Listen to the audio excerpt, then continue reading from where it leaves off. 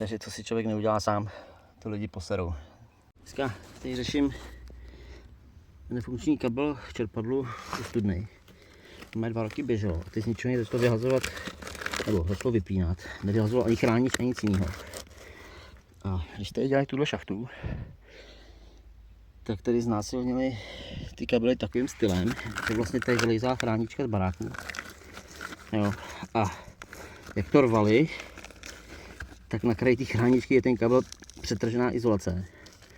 A asi úplně tak, že do toho natekla voda. No a teďka ten kabel přehořel, nebo je přetrh fázový. No, nefunguje to. Takže opravdu je prasklá izolace. Naštěstí z baráku to jde popotáhnout, tak já si trošku vytáhnu, nasvorkuju to a kabel bude jako nový. Tak je tam 20 metrů kabelu chráničce pod barákem a celý měnit se mi to úplně nechce. Takže co si člověk neudělá sám, to lidi poserou. Asi tak, dávejte si bacha na proseklý kabely.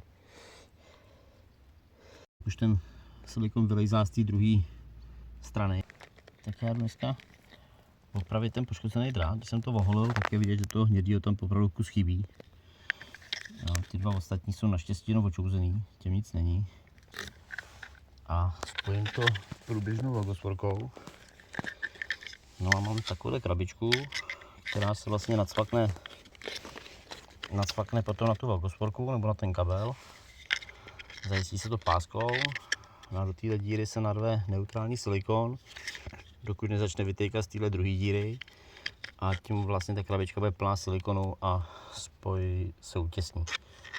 Jo? Buď nějaký PU tmel nebo obyčejný neutrální silikon. A vydrží to v pohodě.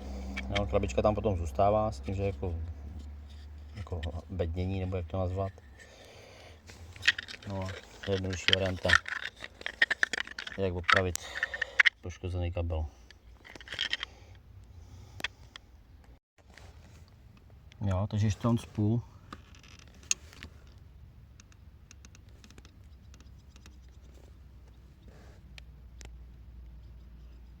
Tak je, jak už ten silikon vylejzá z té druhé strany. Takže teď je to plný a tady už to začalo lísit podle kabelu, už tam jsou moc velkým tlakem. No, takže opraveno.